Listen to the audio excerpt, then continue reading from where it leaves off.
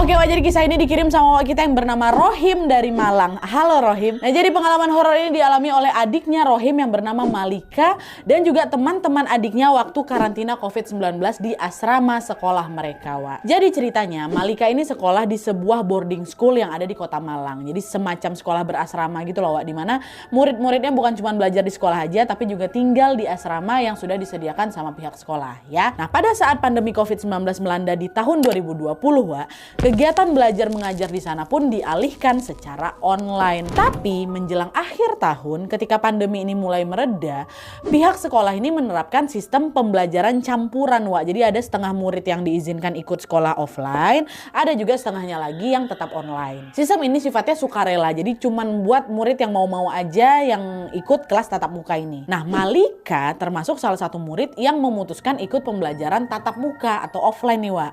Malika rencananya waktu itu mulai masuk sekolah offline di bulan Oktober tahun itu.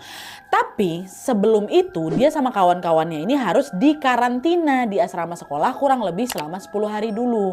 Nah, lokasi karantinanya ada di gedung asrama, Wak, yang berada di lantai 4. Para murid dibagi ke dalam beberapa kamar dan Malika kebagian kamar nomor 7 bersama dengan tiga temannya bernama Nabila, Manda, dan juga Bella. Nah, kamar itu tuh cukup luas, Wak, dimana di dalamnya ada 2 bunk bed atau tempat tidur tingkat, terus ada 4 meja belajar. Nah, di bagian depan kamar itu ada 1 pintu dan ada 1 jendela, sedangkan di bagian belakang kamar itu ada pintu yang nantinya terhubung ke sebuah koridor terbuka. Nah, di sana ada 4 bilik kamar mandi, ada 4 wastafel lengkap dengan cermin dan juga ada area jemuran. Kebayang ya? Nah, pas pertama kali melangkah masuk ke dalam kamar itu, Malika ini langsung punya firasat nggak enak, Wak. Entah kenapa hawa di kamar nomor 7 itu rasanya macam dingin kali, sampai dia langsung merinding waktu masuk.